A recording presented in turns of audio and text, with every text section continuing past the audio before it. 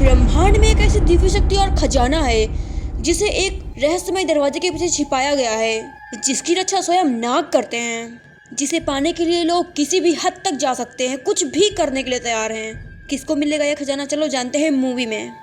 Starting होती है 1962 से, हिमालय से, जहाँ पर दो दोस्त सर्च के लिए गए होते हैं। ये है अब्दाली और ये है टायलसन। टायलसन गिर जाता है और तभी फटाक से अब्दाली जाकर उसकी हेल्प करता है और दोनों अलग अलग दिशा में जाकर कुछ कुछ ढूंढने लगते हैं। और ये जगह बहुत ही अजीब और डरावनी होती है, जहाँ पर टायलसन को कुछ तो मिलता है, लेकिन तभी राक्षस जैसा आंख एक पेड़ों के बीच से झांकती है और अब्दाली पे जादू कर देती है, जिससे कि वो हवा में उड़ने लग जाता है।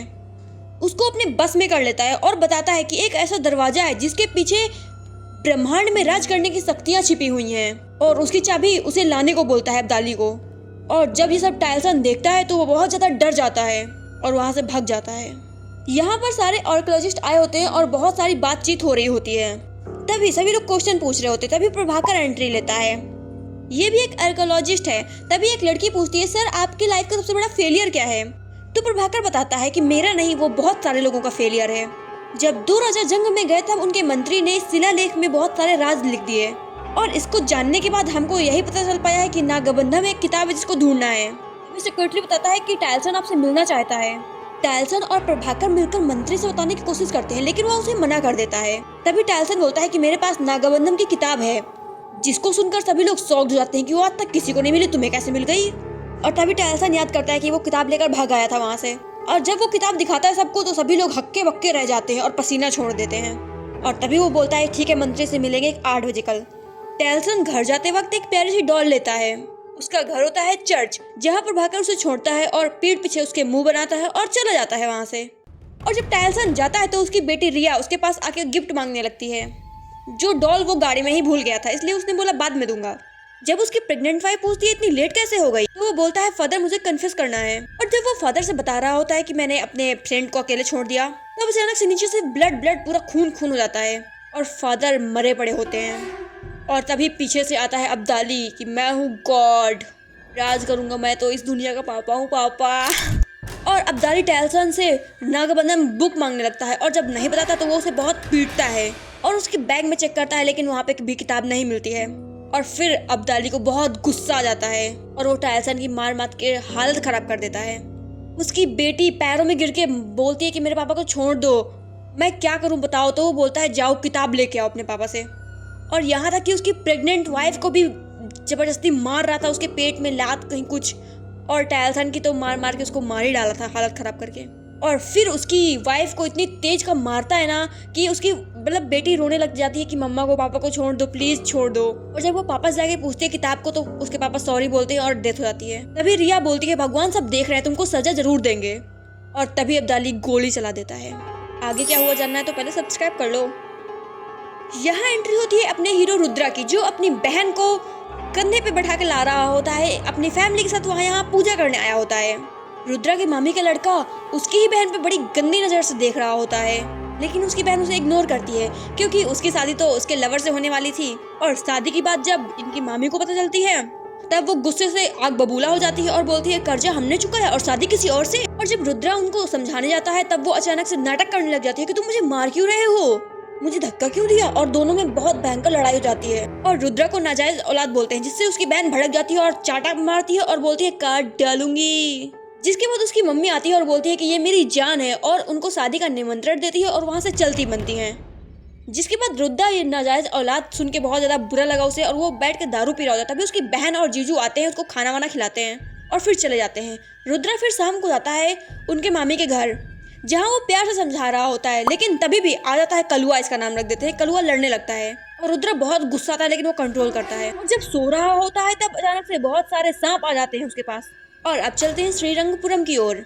ये है पंडित जी, जिससे पार्वती और उसकी दोस्त कुछ सीखने आई होती है। और जब वो मंदिर का ताला वाला का चाबी लेते हैं तब पार्वती को तो नहीं, लेकिन उसकी दोस्त को ज्यादा चुल मची थी और वो बहुत ज्यादा कानाफूसी कर रही थी। जैसे वो मंदिर खोलते हैं और उनके विष्णु भगवान के नाभि में ब्रह्म कमल था, तभी वो लड़की उसके दोस्त तुरंत पूछताछ करने लगती है कि ये ब्रह्म कमल ऐसा वैसा दुनिया भर का, और इशारेबाजी करती है। तभी वहाँ का मुखिया पंडित से बोलता है अगर कुछ चाहिए हो तो हमें बताना, ऐसा वैसा।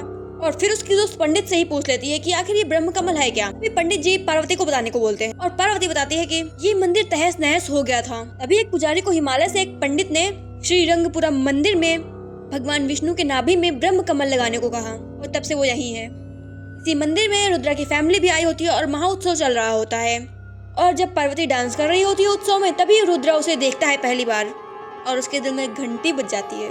और जब रात के समय सब लोग जाकर सो जाते हैं, तभी पार्वती की दोस्त उठती है और चाबी कहाँ रखी थी, क्या कैसे सब कुछ देखती है और चाबी वाबी से सब खोलती है और ब्रह्म कमल को चुरा लेती है और चुरा के देती है किसको, प्रभाकर को, जो उसे लेकर गाड़ी से जा ही रहा होता है।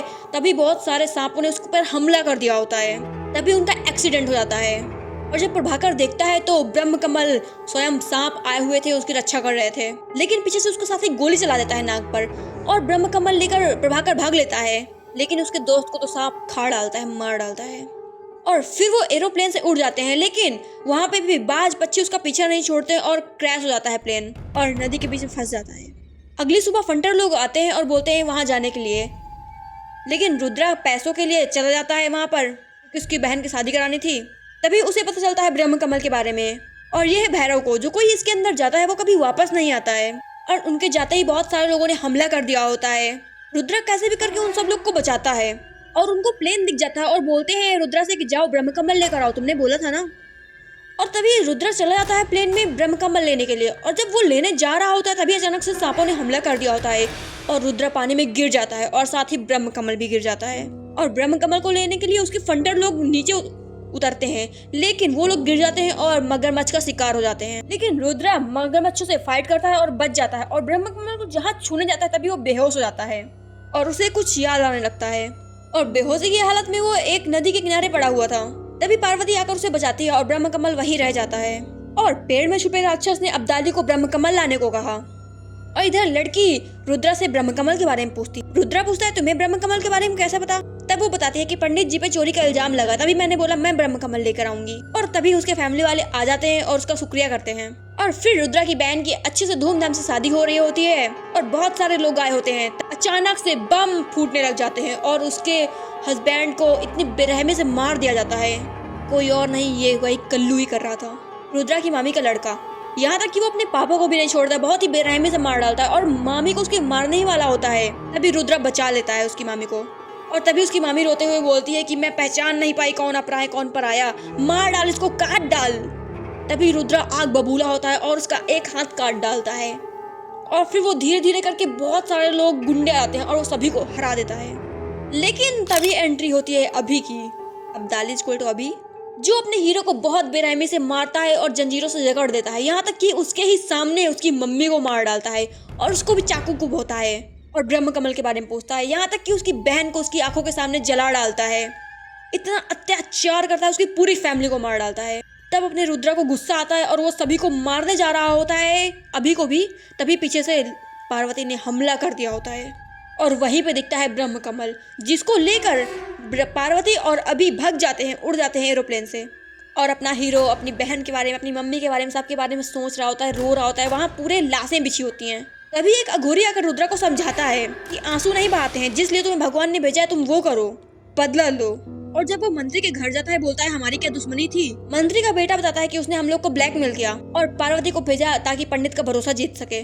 और फिर पार्वती ने चाबी चुरा के ब्रह्म कमल चुराया और पैसे का लालच तुमको दिया भैरव को जाने के लिए, तुमको पार्वती नहीं बोला था, तो सब कुछ तुमको पार्वती से ही पता चलेगा, मुझे बस इतना ही पता है। और फिर रुद्रा पहुंच जाता है पार्वती का पीछा करते हुए, जहां पार्वती पंडित के पास जाती है और उससे माफी मांगती है कि मुझसे बहुत बड़ी भूल हो गई, मुझे माफ कर दो, मैंने ही ब्रह्म कमल चुराया था। और बताती है कि टाइलसन और मेरी दीदी एक दूसरे से प्यार करते थे, लेकिन ये बात हमारे पापा प्रभाकर को अच्छी नहीं लगी और उन दोनों ने छुपकर शादी कर ली। और वो जब घर आए तो पापा ने उनको घर से बाहर भगा दिया। लेकिन जब रिया हुई उनके बेटी, तब प्रभाकर की पूरी जिंदगी रिया ही बन गई। लेकिन टाइलसन से गुस्सा होने के कारण उसको नागबंधन ढूंढने को कहते हैं और जिसकी किताब टाइलसन ने इसको दे दी थी। और वो गुड़िया जब लौटाने गया था प्रभाकर, तब उसने अपनी बेटी और सबको खून से लथपथ देखा, जिसके लिए वो भगा, लेकिन उसको भी पकड़ लिया गया। और तभी रिया ने उस किताब को दे दिया कि प्लीज मेरे नाना को छोड़ दो। और फिर उसकी बेटी बोलती है कि प्लीज रिया का ख्याल रखना पापा, ऐसा वैसा करके। और फिर अभी प्रभाकर को ब्लैकमेल करने लग जाता है और रिया को किडनैप कर लेता है और पार्वती से जाकर बोलता है कि तुम ब्रह्म कमल चुराओ, मुझे दो। और ये सब बात रुद्रा सुन लेता है। और जब रुद्रा यहाँ पर आता है, कुछ बोलने जा रहा होता, तभी पंडित जी बोलते हैं, तुम बताओ अभी किस लिए आई हो। तब पार्वती बताती है कि अभी ने उनको बहुत ब्लैकमेल किया और बोले कि ये करो वो करो, रिया नहीं देंगे, और जब मैंने उसकी भीख मांगी हमको मार ही डालो, तभी उसने हमको एक मंत्र लाने को बोला है। और तब पंडित जी जाते हैं और मंत्र लाकर रुद्रा को देते हैं कि मुझे तुम पर पूरा भरोसा है। और इधर अभी ने ब्रह्म कमल की कुछ शक्तियाँ उस बैरागी राक्षस को दे दी थी, जिसकी वजह से वह छूट गया था। ये हिमालय जहाँ पर है वो प्राचीन दरवाजा, जिसमें छुपा है बहुत सारा राज। बैरागी वहीं आता है और सब पूजा करने के लिए। तभी प्रभाकर गुस्से में बोलता है कि भगवान तुमको सजा जरूर देंगे। तभी अभी उसको मार डालता है। जब रिया रो रही होती है, तभी एंट्री होती है रुद्रा और पार्वती की। तभी रुद्रा पहले तो पूरे जोश में सभी को मारता है, और मारने में उसका वही जो मंत्र लिया था वो गिर जाता है और वो नीचे गिरने वाला होता है। तभी रिया पकड़ लेती है और रिया को पकड़ता है रुद्रा। जब रुद्रा रिया को गोदी में लेता है, तभी वो रिया उसके लेगट को पकड़ती है। तभी उसको याद आता है कुछ पिछले जन्म का याद आता है, जब वो रिया नहीं वो मल्ली थी। 1756 में श्रीरंगपुरम में जब टेम्पल में जब आक्रमण हुआ था, वहाँ पर यज्ञ हो रहा था, सभी लोग यज्ञ कर रहे थे बहुत धूमधाम से। तभी मल्ली आई थी और वो भी पूजा में सब शामिल हुई थी।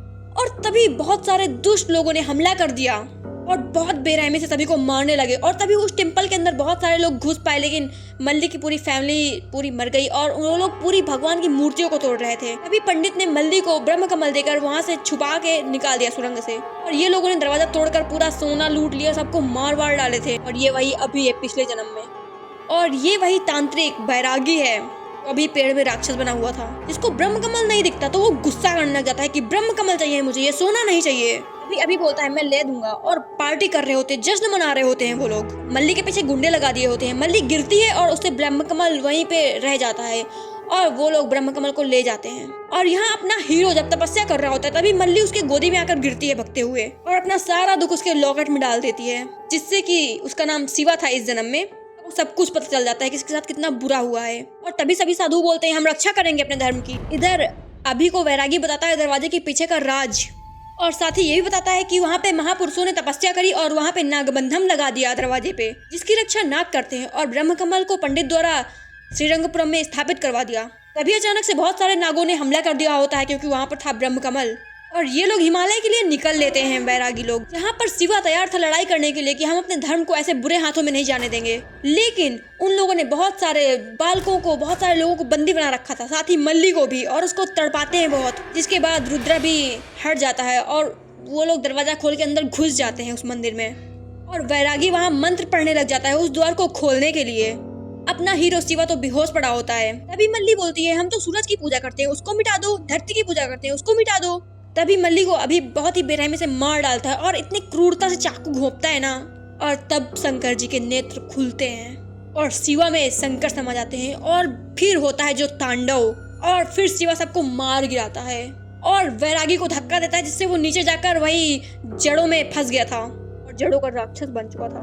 और अभी प्रेजेंट में चलते हैं हम। यहाँ पर रुद्रा अभी से लड़ाई कर रहा होता है और तभी बहुत सारे सांप आ जाते हैं और इस बार बैरागी को मार ही डालते हैं वो लोग, और अभी को भी मार डालते हैं और जीत होती है हमारी धर्म की और वो दरवाजा नहीं खुल पाता। अब रिया पूछती है कि आखिर उस दरवाजे के अंदर है क्या। अगर आपको जानना है तो चैनल को सब्सक्राइब कर दो।